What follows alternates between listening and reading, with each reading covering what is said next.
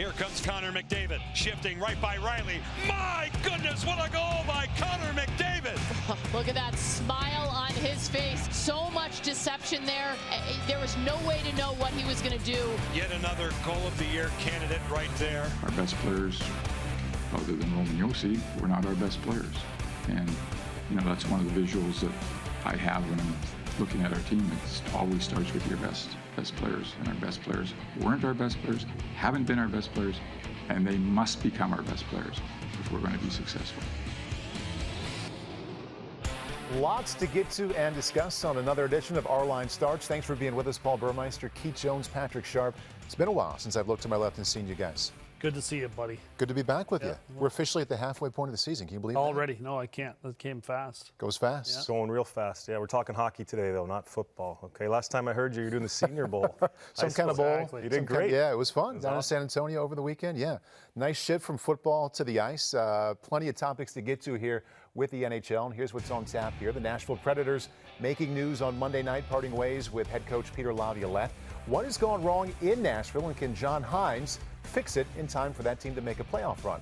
Pierre McGuire will sit down with New York Rangers team president John Davidson to talk about the state of the team and where they're headed second half of the season. Connor McDavid scored another highlight reel goal on Monday night. Do the Oilers have enough talent around him to make a playoff run? And at the halfway point of the NHL season, we'll take stock of some teams who are currently on that playoff bubble and could go either way, up or down. But let's begin with that news out of Nashville. Peter Laviolette is out as head coach. John Hynes is in. Here's GM David Poile. Peter and Kevin deserve a lot of credit for where we are. I would like to have been happy to work with Peter and Kevin for a lot longer.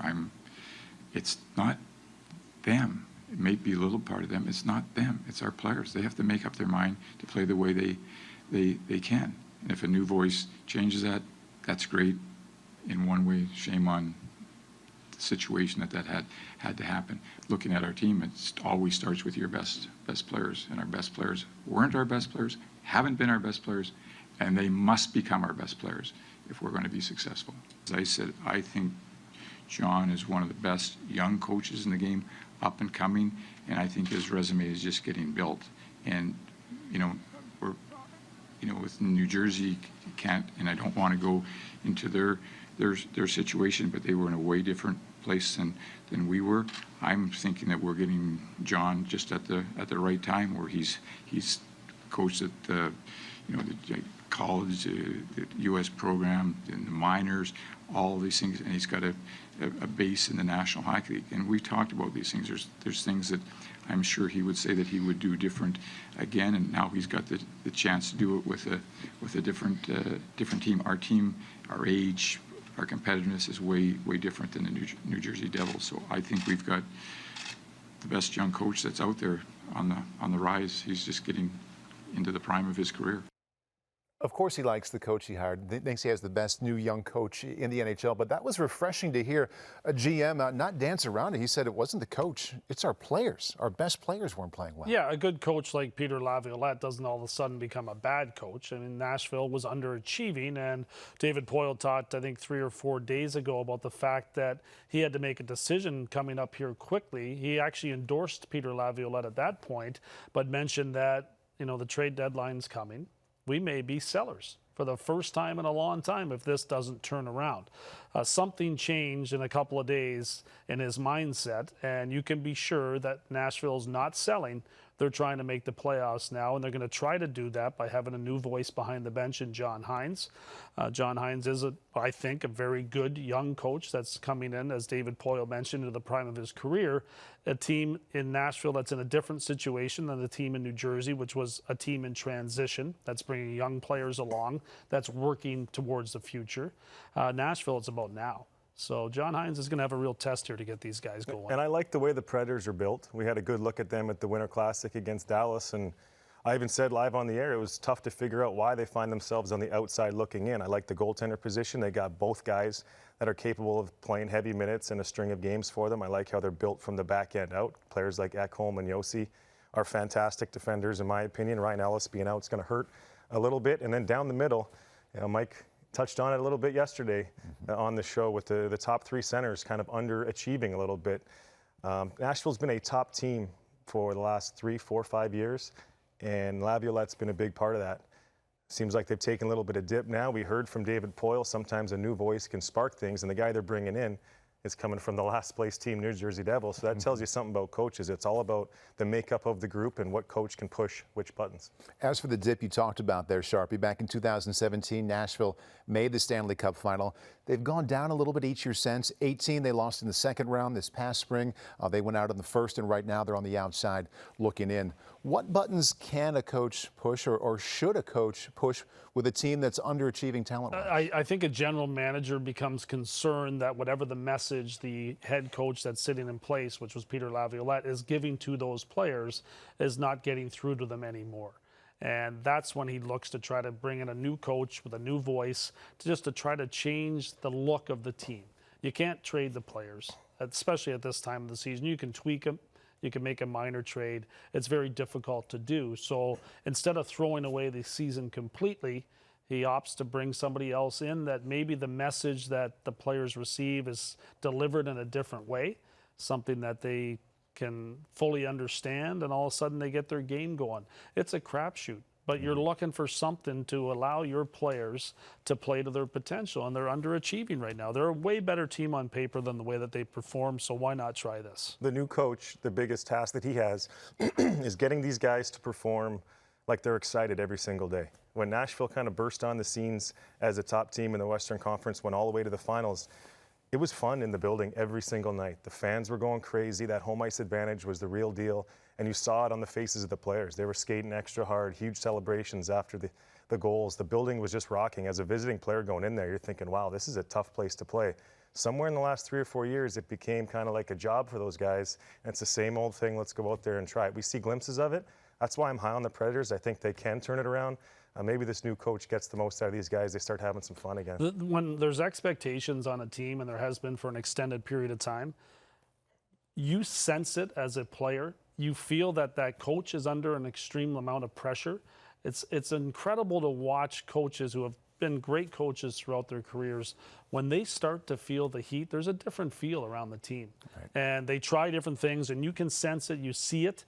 I played for Terry Murray in Washington, and about a couple weeks before he was fired, all of a sudden he started chewing tobacco and spitting it on the ice in practice. It was just like, what's happening with this guy? And then eventually he was fired, and Jim Schonfield was brought in. There's certain tells that coaches are delivering to their players that they're not comfortable with the situation right now. And when players lose confidence, we've watched it 1,000 times, they don't play very well. When a coach loses confidence, his message starts to become diluted. And I think that's probably what David Poile sensed here in removing Peter Laviolette and trying something different. And Sharpie, I like what you said about these guys need to have fun again. They need to have energy. And it's kind of a collegiate thing that we're looking for in the January, February, second half run of the season. It's not easy to have at the professional ranks. You think back to teams you've been on, and you guys both played forever in the NHL, that had that special quality. Was it more about a coach setting the tone, or about the veteran leaders setting that kind of tone that allowed that to happen? Both. I lived it perfectly with the Chicago Blackhawks organization. We were a team that played in front of 10,000 fans in a 22,000 seat arena. To 1 year we had a coach in Joel Quenneville. All of a sudden these young star players had a leader that they could learn from. You know, at the end of the day, the coach is the ultimate leader of the team. You're listening to him. Even the captain is listening to that head coach. He's getting you in the right direction.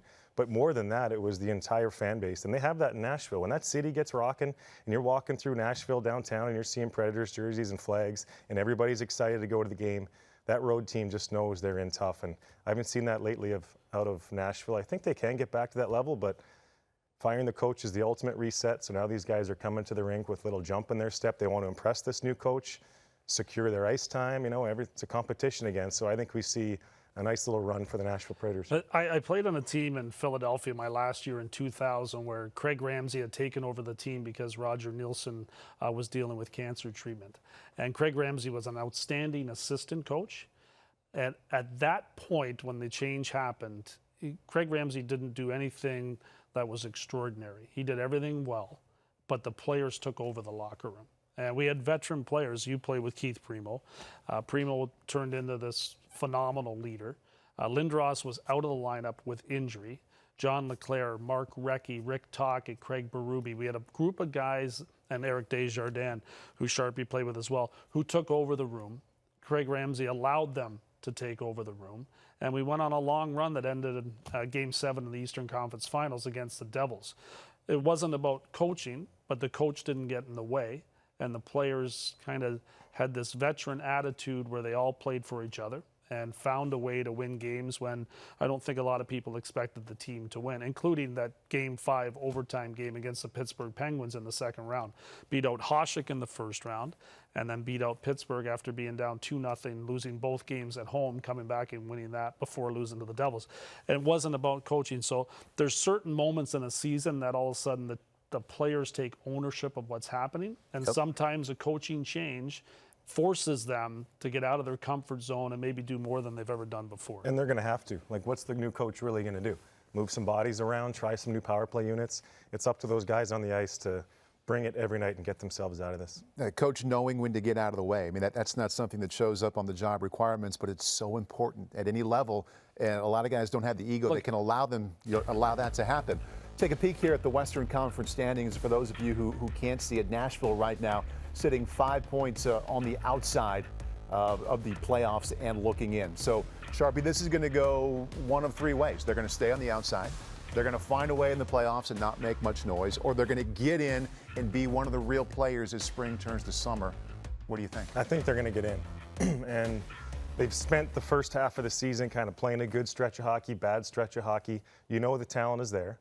They've got veteran players that have been to the playoffs before and know what this second half stretch is going to be like. And I look at some of those teams that are in the hunt with them. I think Nashville has the best player-for-player lineup from the back end out. And I like that the second half of the year. First 40 games, gave me the high flyers, gave me the top scorers. I think they, for the most part, helped their team win. Now it's the second half. You're going to start seeing some 3-2 games, 4-3, a lot of one-goal games. Nashville can be real strong in those situations. And this little energy boost they're going to get from the new coach, I think sends them in the right direction. It's a copycat league, and everyone's going to look back to last year and the Blues' struggles and then the coaching change. What the Blues did have was a goaltender that arrived on the scene that changed everything. Nashville's goaltending has not been up to snuff yet.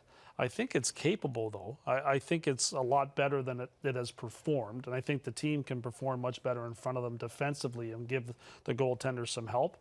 But when you look at our league and you look at the number of coaching changes that we've had this season, there's a lot of teams that have the same idea. Right. And that's trying to turn this thing around. You can see all the changes that we've had. John Hynes, the first to get rehired and get a second opportunity, a second lease on life here this season. But there's some pretty big names on that list, including Mike Babcock at the end of the list, and all the Maple Leafs have done since he's left is win. So it's kind of remarkable when you look at all the changes that have happened, and most of them have resulted in positive results, at least immediately in Toronto. No question in Calgary there was an immediate response as well. Dallas has gone kind of the same way they were going, and San Jose is starting to get their game going right now. And I think much like St. Louis, who struggled when Craig Berube took over right at the start, San Jose looks to me like a team that could gain some traction and quietly climb back into it as well. They're playing better. And I think there's a limit to how well they can play, though, and we saw it last year in the playoffs. They looked like a playoff-built team, played a slower, heavier type style of play. They got star players on the back end with Karlsson and Burns. A lot rides on the shoulders of Erik Karlsson. When he's playing like we know he is and the contract lines up with the player, all of a sudden the Sharks are a good team. I think they struggled the first half of the season. Goaltending's been an issue, and it's a lot looser checking this time of year, believe it or not. Those first 40 games of the season, power plays are big. There's a lot of breakdowns defensively. Now's the time of the year where that team game gets real dialed in. San Jose's starting to do it. I just think they're pretty far back there. It might be a tough climb for them. All right, much more to come, guys, including another goal by Connor McDavid that pulled us all out of our seats no matter where we were sitting on Monday nights. Are the Oilers wasting his prime years, or is the supporting cast good enough around him for Edmonton finally to make a playoff run this season? That's coming up. But first, here's Pierre McGuire catching up with New York Rangers team president John Davidson. What a pleasure it is to be joined by John Davidson, the president of the New York Rangers. Come on. Times have changed, huh? Oh, my gosh. Yeah. John, I was so blessed to be partners with John and Doc Emmerich many moons ago. That was an awesome time. You know, I was reminiscing with some people in Western Canada. We were just out traveling out there and reminiscing about the world of television and how lucky I was, because at 29 years of age I had to retire because of injuries. And thank God television was around the corner. And the part that I enjoyed the most is the fact that it takes a team to put a game on television. It takes a team to put a Rangers team or any other team on the ice. And so you have your producers and directors and technicians, just like a GM, a coach, and penalty killers and power play people and all that stuff. So essentially it was staying in the game for me. It was, thank God, because it was way too young to have to retire, and had the time of my life. Who were some of your mentors that helped you along the TV route? You know, John Shannon was a producer. He's been in media, works for a long time.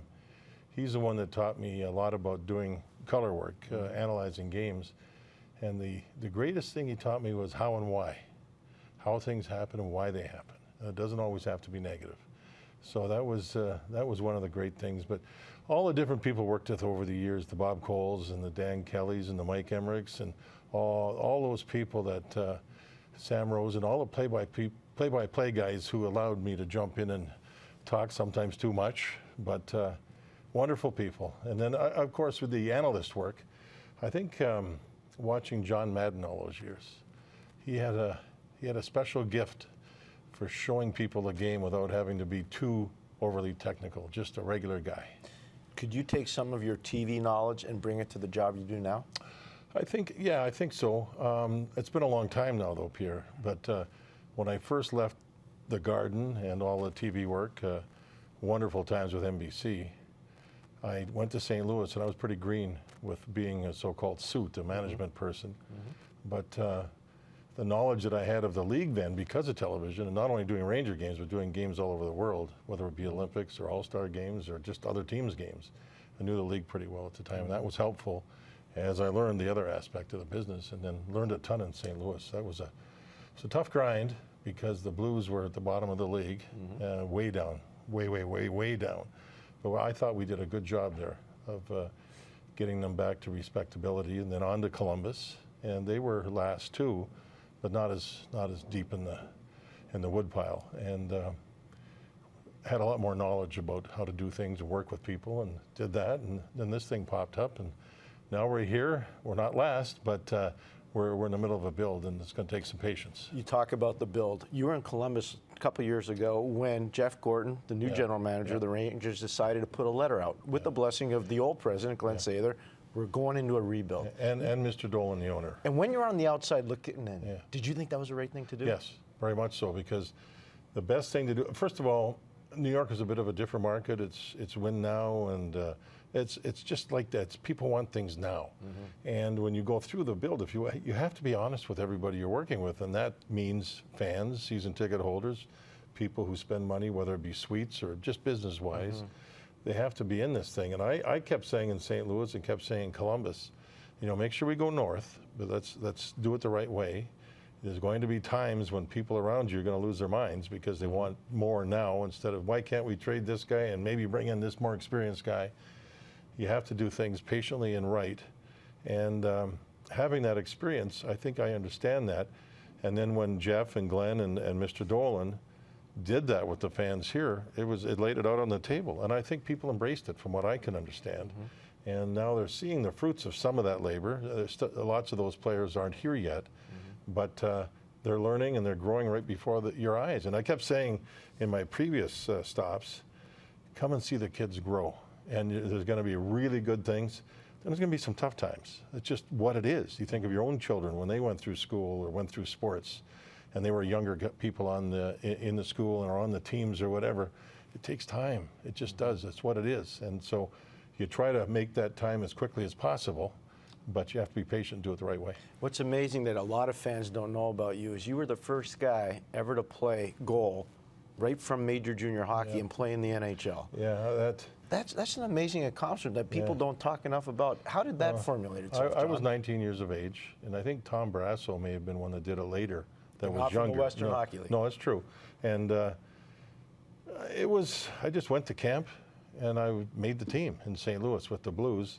Had a great first year. I blew my knee late, and that kind of stalled things. My second year, I wasn't very good. I played so well, I got traded to the Rangers in the summer, which was, you know, in hindsight, it was special. I didn't know what I was getting myself into, but it was a special run here in New York. I really enjoyed my time in St. Louis. They were great people, and I had a lot of good leadership around me, the Plager brothers and people like that. It was fantastic. But it's all worked out. A lot of times I come to the games here, Pierre, and I sit up in the eyebrow where we watch the games, and if I get there early, there's nobody in the building, and I say, you know, I'm just a kid from Calgary. What am I doing here? New York City, New York Rangers, original 6 team. It's been quite a ride. Speaking of rides, take us through the 1979 ride to the final against the Montreal Canadiens. Yeah. Scotty Bowman's last Stanley Cup in Montreal. Yeah, that was an interesting ride. We started the playoffs playing Los Angeles, and it was a short series, best of 3. And I had a shoulder problem late in the season, didn't play the last couple of weeks, and started the playoffs, and didn't know what to expect. And very early in the first period, the triple crown line was on the ice, and Dion made the pass, and went right around me. Taylor, yeah. Charlie Simmer went right around me, had an open net, and backhanded it, and it hit the post and stayed out. And I often wonder if that had gone in, would the confidence be a little bit different or whatever, but I got lucky. We won that series in 2 games, and then we went on and beat Philadelphia, the Islanders. They were a great series. And then played the Montreal Canadiens, won the first game in Montreal. Second game, they changed their goalie. Ken Dryden was supposed to start, and he had a rough time in game 1, so they were going to start Bunny Larocque. And then my good friend Doug Risebrough, his teammate, hit him with a slap shot right between the horns. Down went Bunny, in came Ken. So this is game 2. We went up 2-0, and then it all changed. And they came back and won that game, and then it ended up being a 4 straight series. But there was some good games. We lost 1 at home in overtime. They had a team that was just loaded with future Hall of Famers. And the astonishing part, we were very, very young, except for Carol Vadney and Phil Esposito, for sure. Phil was a great player at that time. Man, he was good. And Anders Hedberg was there. Ulf Nilsson had been injured. But the real memory that I have amongst all the memories, and you know, the teammates were the best, but the city. We captured New York City like you wouldn't believe it, because it was nobody expected this to happen. Probably we didn't either, but it was a great, great, great ride. And I used to get up in the morning at my home up in Westchester County, go out and get the paper, and there'd be gifts on my doorstep. People, I don't know, didn't even know they knew I lived there. There was gifts there. People just really were into the fact that we were a young group that were surprising the hockey world and made a run of it. And then Montreal kind of took care of us. But you took care of somebody in 1994. You were doing it from the broadcast side of things. The New York Rangers win the Stanley Cup. What was that ride like, John? Well, I did a lot of games that year, Pierre, besides the Ranger games. I did, say, Dallas playing Boston or whoever it was on network television, as you know. And my feeling was the Rangers were the best team. I mean, they did win the President's Cup that year, President's Trophy, most points, but they just were the best team. And I'd come back here and do Ranger games, and we'd talk with Messier or Keenan or Neil Smith, all these guys. You guys, I'm telling you, you got a shot here. You're the best team. And they made a bunch of deals at the deadline. And once that got going, that was something. Probably the 2 series I remember the most are the New Jersey series, won 7 games, and the Devils played their tails off. That was really a special series. And then Vancouver, and that in the final should have been 4 straight. Kirk McLean stopped 50-some shots in the first game.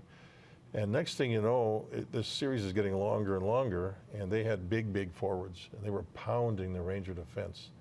Kevin Lowe and Zuboff and these guys, their shoulders. Brian Leach. Boom, yep. Well, Book could tell you the size of him, but it was, and next thing you know, it's 7 games. And it had to be, I don't know, 7 or 8 years later, I watched that game again. That was a lot closer than I thought it was. Vancouver played a great game here in Game 7. That series could have gone either way. And then to see the exhilaration with the Rangers fans who had waited so long. Here's a quick story about that. Al Troutwig, one of the broadcasters here, he told me a story that he knew a family that owned a deli on Long Island. The father was a great Rangers fan, and he had died before the playoffs. And when the Rangers won that night, the family went to the gravesite, and there was a pipe that had come out with a cap on it. They took it off, and they all talked to their father, that the Rangers had won the Cup. Mark Messier scored the game winner, 7th game against Vancouver, etc., and locked it up, and that was it. True story. That's unbelievable. But that's the passion of the Ranger fan, or hockey fans in general in any city. They're like that. What was the passion like when you went down the Canyon of Heroes? Well, that's another story. We were doing television here at the Garden, and weren't involved with the thing. And then all of a sudden, in came these police officers, New York's finest. And they told us to get off the set. The TV camera was running, everything. Get off the set now, they want you. So Sam and I packed up, went running out the door, went down the ramp into a police car. And the guy, the police officer had to be going 90 miles an hour going down to get down there in the lower end of Manhattan. And once we got down there, the thing that I remember the most was looking out the window and seeing nothing but faces. It was like, remember the Beatles song, Yellow Submarine? Oh, yeah. It was like being in a submarine with all these faces, thousands and thousands, hundreds of thousands. And then when I saw that, I said, wow, this is pretty special. It was only in New York. Can you use that, even to this day, to recruit players to be Rangers? Yeah, I think the Rangers have done it right all the way through. Their training center that they've really worked on, they're innovative, analytics, innovative, everything from A to Z. And I think if, well, excuse me, you know, you see Jacob Trouba come here and you see Panarin come here, and they've both been welcomed additions. They're loving it, just absolutely loving it. Okay, now I got to ask you, the Panarin story. We're on camera. Yeah, yeah. How did you pull this off? Well, no, a lot of people thought he was going to Florida with Bobrovsky, John. No, I'll go back before that. I was running Columbus. That's what I'm asking. Part of it. Yep. We wanted him to stay in Columbus. I tried as hard as I could, and so did the ownership, and so did Jarmo Kekalainen, and so did everybody else, teammates. But he had to make a decision that rightfully was his, and that's where he wanted to spend the next 8 years, raise a family, get married, the whole thing. And he wanted to be in a big city. And I think always he wanted it to be New York. And he was very forthright with our group in Columbus, all the time, straight shooter. And the 2 years that he was there, he gave everything he had. He played really, really well. He excited people in that building. He's one of the players that you definitely would say, I'm going to go see that guy play. How much is the ticket? I'm buying it. I want to go see him play. Sure. And then when it all happened at once, I was coming here, and they were talking to Panarin at the right time, and his agent, Paul. And I don't, you know, when you work contracts out, that takes time, but I think this is where he really wanted to be. And he's loved it. He wanted to be in New York. You know, people ask me, does he want to be in New York or does he want to be a Ranger? And I said, don't worry about him, the way he plays, and he's infectious, and he makes people around him better. And his teammates even in practice these days, he'll make plays and they go, oh, isn't that something? Yeah, he's got that special ability. With New York, you're happy with the rebuild or the retooling or whatever you want to call it. Right. When you think about it, do you put a time limit on it? No, but sooner the better. I mean, you can't, because there's always going to be potholes and curveballs. Every single day there's a curveball. And so you have to deal with them. What you try to do is make sure your scouting staff does a good job. You know that's kind of the DNA of the NHL now, draft and develop. And you have to have your development coaches. We've got 3 of them sprinkled around the world that are constantly in touch with these players and constantly seeing them, the players that we already have playing in the minors or junior or Europe or college or whatever. And they're doing a great job of that.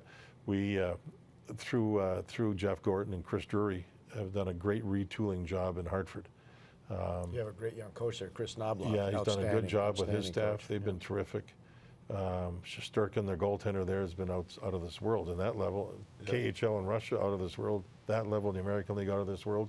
And we'll find out about the NHL as we move along. So what's your advice to a player like Igor Shesterkin? I stay out of the way and let him do his thing. Even though you're a goalie and you played on this stage and you took the team to the final? When you go back and YouTube the way I played goal, it's John, a little different than today. So that's what I was going to ask you about the difference. It's the 1970s, 1980s, 1990s, 2000. Now, Scotty Bowman's got 5 decades. The late Pat Quinn had 5 decades. You know, we've seen a lot of guys, a lot of Rick Bowness, who you know very well, 5 decades now. You've been around a long time. What's changed the most? I think they're better athletes in goal. They have better coaching, because the coaching for the goaltenders starts when they're kids. We never had coaching. We just self-taught and played. And then the third kicker would be the equipment. I mean, we practiced in fear. You know, the hands are here to protect yourself because it wasn't good enough, and you were bruised. Another quick story: we played Philadelphia back-to-back.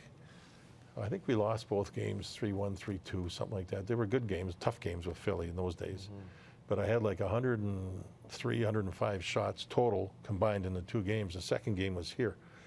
And after the game, I got undressed, went and had a shower, and as I walked out, the doctor saw me, and he sat me down, and I had like 16 bruises on the body, just from pucks hitting. He says, I want to see you tomorrow. I said, I'm tired, doc. I got to see you. What for? He said, I want to do a blood test. You shouldn't be bruising like that. There's a reason. I said, no, doc, that's just the way it is today. We don't have equipment and that's gotten so much better that goalies don't have to play in fear of being injured much. I mean, they take them off their masks. They take them off their shoulders. We didn't. I mean, we weren't built for that. And if you did, it hurt. It hurt a lot. I want to ask you about a couple names, and then just give me your initial thoughts. Don Murdoch. Oh, I love that kid. From Cranbrook, British Columbia, still living there. He could put the puck, if you took the net, the goalpost, and the crossbar, he could put it right in there. But he had some life issues, and that derailed his career.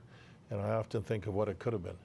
He had a sense of humor, funny, great teammate, but he had demons. Shame. Fred Shiro. Loved him. Different guy. He had a way of touching his players, and I don't know what it was. I just know that he was great. He's the coach that I played for that got into the Stanley Cup Finals.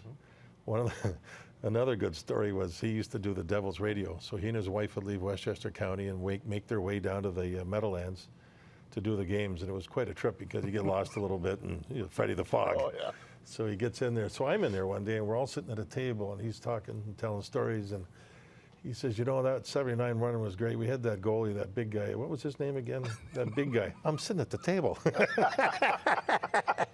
And it's a true story, but I just loved Freddie. He was great. Herb Brooks. The best.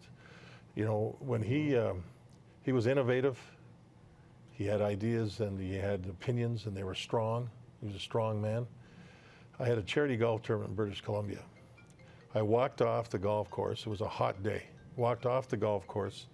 I had about, 20 messages. So he'd been killed that day in the car accident.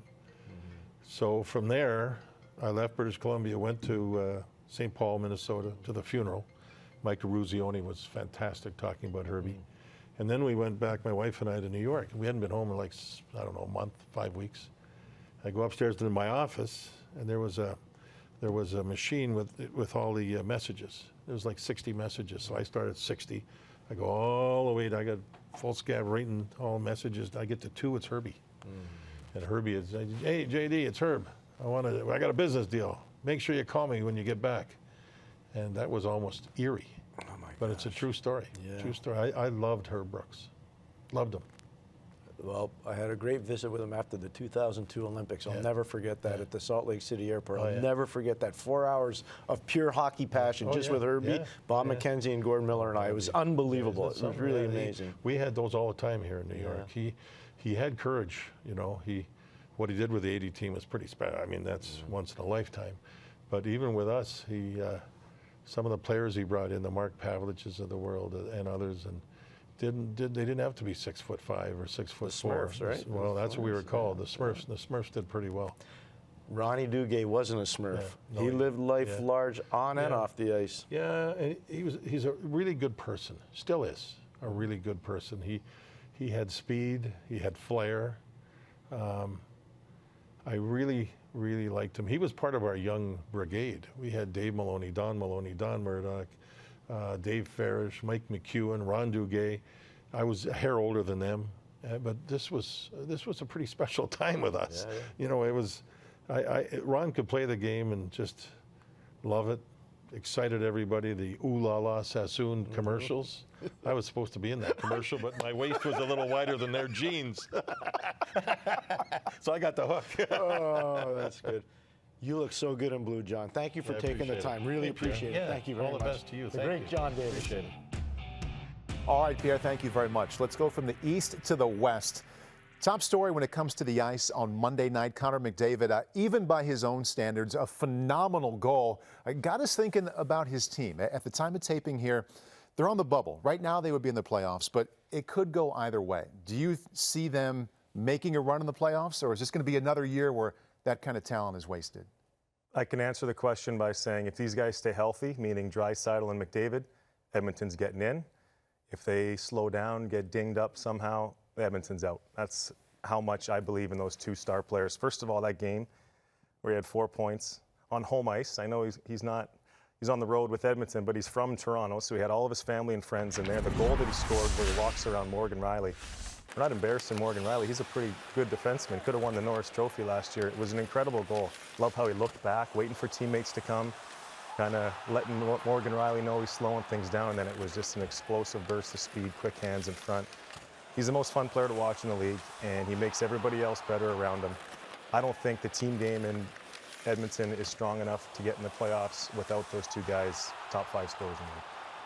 But the depth's better, and their style of play is better, right? I mean, they have some grinders on that team that have been really noticeable this year. Zach Kassian's having a great year. James Neal has had a very good year. He's been very good on the power play. It was Neal and Kassian playing with McDavid against Toronto, and Draisaitl was slotted on the second line. They have Ryan Nugent-Hopkins as a third-line centerman that can also play some valuable minutes on the power play on the top unit. Defensively, they're better. Goaltending, there's question marks. Yeah. I mean, it will be, in my eyes, they're still a bubble team to me. I don't think they're in a position where they're going to make an extended run this year in the playoffs, but making the playoffs would be a great achievement for that team.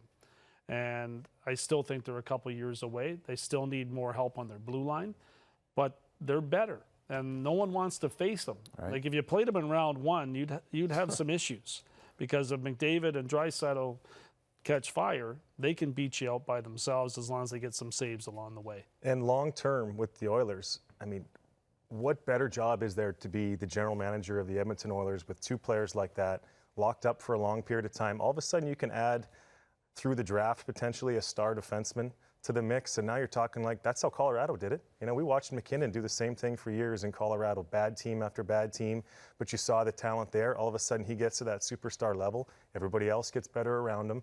Now you add a guy like Cale Makar. Edmonton's right there. Maybe not this year, but what a fun team to watch in the coming years. But what about this year? I mean, trade deadline coming up. I know patience is one way. Maybe they could be aggressive at the trade deadline, too. Yeah, flexibility with the cap becomes an issue because Draisaitl and McDavid make so much and take so much of that cap space up. So you have to be really creative in that regard. I do think the draft is the way that you kind of fix it. You need a couple Mikko Rantanens taken 10th overall by Colorado to really solidify your lineup. And that's something that hasn't happened for Edmonton over the last decade. They've drafted a couple of great players early in McDavid, one of the best to ever play the game, but that's good fortune. I mean, he was the best player. There was no question that he was. They've missed on some other ones along the way, and that's ultimately what's put them in this situation. Kenny Holland's there now, came from Detroit. He's an extremely good record through the draft, including late picks, past the 3rd, 4th, 5th round. I think that's where Edmonton gets better. I don't think it's going to be through trade. I think it's going to be addition through the draft. I think it's the only way that they can do it. That's the way I would do it. I would be as patient as I could, and that's asking a lot for some of those fans up in Alberta. It's been a rough decade or so watching the Oilers trot a terrible team out on the ice year after year. Now they got some final pieces that are going to be there for a long period of time. The last thing I would do is give up value in the future to get in now. Yeah, you want to get McDavid in the playoffs. We got to see Draisaitl on the big stage, but it's coming. Whether it's next year or years down the road, this is going to be a good team. Don't rush it and delay the process by giving something up valuable at the deadline. And you got to hit like the Hawks did with you. The trade of Matt Ellison for Patrick Sharp. I was the difference to it all. It helps, man. It helps. But it is true, though, right? Chris Versteeg for another 1-for-1 trade. Andrew Ladd was a 1-for-1 trade. It's a general manager that took some chances. You know, those 1-for-1 trades are scary because it's easily judged one way or another. But our general manager, Dale Talon, back 2008, 9, even before that, was looking for those home runs, and he hit on a couple. There was a few that he missed on, but you get a couple of those guys in the core group, and all of a sudden you're in business. Let's take a look at the West standings and see who else these guys feel might be in that category of Boy, they could go either way here as we hit the second half of the season. Let's keep it in the West. What team comes to mind? The one that I think is a really decent team but is up against it because they're in the Central Division is Minnesota. I mean, they've got a lot of good veterans. They have Zach Parise playing the way that he's capable of. He looks like he's injury-free this year. Looks like the back is loosened up and he's ready to go. They've got a lot of veterans on the blue line, including Ryan Suter, and they've got good goaltending as well. They're a tricky team this year, and they also have a head coach in Bruce Boudreau that they've stuck with. Even though it's a new general manager in Bill Guerin. They stayed patient with him. He's got an incredible record of winning during the regular season. So I can't rule Minnesota out of the picture. I think they are quietly sneaking up on teams, but I think they're a really good team and would not be shocked for a second if they make it. The only issue I have is the teams that are ahead of them in the Central Division. They're only going to make it if they get the wild card. They're not going to get past St. Louis. They're not going to get past Colorado. I mean, those teams are up there, and Dallas as well. They're not going to beat those three teams out. So they have to make it as a wild card team. And the other two teams in that division are in the hunt as well. Nashville, we touched on them. I think they get a little boost with the new head coach and make it interesting. And the Chicago Blackhawks. Jeremy Colleton's been the head coach for over a year now. They've had enough of a sample size to see what it's all about there. And you continue to see a good week of hockey, a terrible week of hockey, a great week of hockey, a bad week of hockey. Very inconsistent. Now is the time, second half of the season, do the Hawks finally get it together? They've got strong goaltending. Doesn't matter who plays, Leonard or Crawford. Their defense has a bunch of young kids that they're kind of letting run right now. It'll be interesting to see how they perform down the stretch. But we talk about getting Connor McDavid and Nathan MacKinnon in the playoffs. How about Patrick Kane? That's a guy that needs to be on center stage in the playoffs every year. One of the most fun players to watch in all of hockey, and he's even better in the postseason. It's remarkable when you look at the standings and you look at that Central Division, and Chicago's only a couple points behind Nashville. You can understand why Peter Laviolette was removed from the 1 point behind Nashville. And you're in Chicago, and that team's under heat. They're, being destroyed through the media that the team's no good. And look where they are. I mean, they're still in the hunt. Like you can mention them, and it's not a ridiculous mention that Chicago finds a way to make it to the playoffs. And that's why Nashville is in the situation where they have a new head coach right now, because on paper they're in a lot different place than the Hawks are right now as far as where the expectations are. Nashville's supposed to make the playoffs. Nashville's a team that you talk about before the season starts, and you could have made a legitimate argument that they'd be one of the teams to make it to the Stanley Cup final if you were picking the two teams to meet in the final. Nashville would not have been a ridiculous choice. Right. But they've become that based upon where they're sitting in the standings. Well, it's a fun conversation to have, considering where we are hitting the second half of the season. It could really go either way for so many of these teams. Let's keep it right there and move from the West and go back to the East and think about the same topic here, Jonesy. Teams that you want to get up and say, you know what, I see them getting in, or this team is going to go the other direction right now? Well, for me, it's Florida. They're in right now. They're tied with the Flyers, but I think Joel Quenneville has taken the first half of the season to get to know his team, which a great head coach will do. I think Bobrovsky has not played to his potential in goal yet. His save percentage is still below .900. He's been looking really weak at times, and you would expect that to turn around as he gets more comfortable in a new city. He was in Columbus for a long time, and that can happen with a player who's all of a sudden brought in, paid a lot of money, and is supposed to take the franchise to a new level. It hasn't happened early. Once he gains some confidence, I think Florida takes off. They have so many good players in their lineup, and they've got a great coach behind the bench. So Florida, to me, is a playoff team, but they're also in an extremely tough division, with Tampa now starting to play up to their potential. Toronto's been on fire since the coaching change. They just continue to have the challenge of trying to catch teams like Boston as well. So that'll be one to really interest me in the second half of the season, but I think they get there. I think they do too, Florida. If they can hold a playoff spot at the midway point of the season with their best player in Bobrovsky playing the way he is, you got to think it's only going to get better. After a full season with Joel Quenneville behind the bench, learning where those shots are going to come from. That was a big thing that Joel stresses is you're going to give up something sometimes. Let's give up a shot where the goalie knows where it's coming. He's only maybe got half the net to shoot on. Those are things that you work out as the season goes along. Joel's a new coach, Bobrovsky, new team. It's a whole new situation for him, but enough's enough. He's got to start playing better in these big games down the stretch. We saw how important he was for Columbus last year.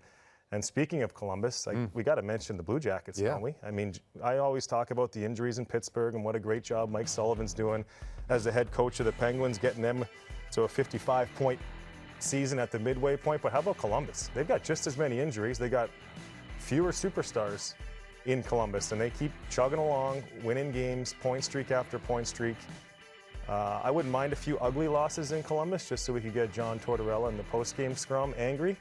But I like Columbus's team, always a hard-working, blue-collar team. And as we mentioned, second half of the season, these games tighten up. It's more of a playoff feel.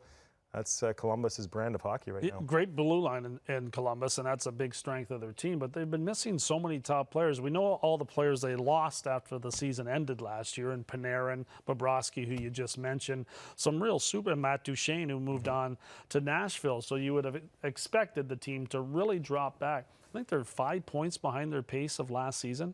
It's absolutely remarkable, the job that John Tortorella has done and the job that the players have done that have been asked to step up and perform at a higher level than they ever have before. They're enjoying the challenge. The expectations are low, and they have really bonded together there in Columbus and done an outstanding job for their fan base. How about the team that was just below them in the standings there, Buffalo? They've been up, they've been down, they've stayed down. Do they have enough, Sharpie, to make a run here these last 3 months? I don't think so. Too many issues all throughout the lineup, to be quite honest with you. When I watch a Sabres game, I just wait for number 9 to get on the ice and show me something in Jack Eichel. That's about all they have, in my opinion. I like Ralph Kruger behind the bench. Had a chance to work with him through Hockey Canada a few times at different tournaments. I think he's got a great mind for the game, and I think there are brighter days ahead. But right now, there's too many holes to compete with the teams that are ahead of him. If they're going to go on a serious run, how much better is Eichel really going to play? How many more players can he put on his back? He's been fun to watch. I just don't think Buffalo has enough. There's some players there that you're waiting to get going, Jeff Skinner being one of them. Rasmus Dahlin on the back end, who has had some injury issues this year, but has not looked as great as I thought he would at this point in his career because he's got his feet wet now. You're waiting for him to take the next step. Rasmus Ristolainen can play well at times. He's played better this year than he did last year. And you look at some of the depth on the back end and you think, okay, their blue line looks a lot better than it has in recent seasons. But the forwards, to me, are lacking. And it is the Jack Eichel show. Give him a ton of credit for keeping that team in the spot that they're in the standings. Without him, they're down with the Red Wings. I mean, that's how far they drop off without a star player like Eichel and a guy that's really taken ownership of that team. It makes you wonder, like this Rasmus Dahlin, still getting his feet wet at the NHL level. It's tough for a defenseman. Right? They don't jump into the league right away and do what Cale Makar does unless you're Cale Makar. But what if Dahlin was in Colorado in Makar's spot, passing to McKinnon and Rantanen on the power play, feeling that confidence of being on a top team?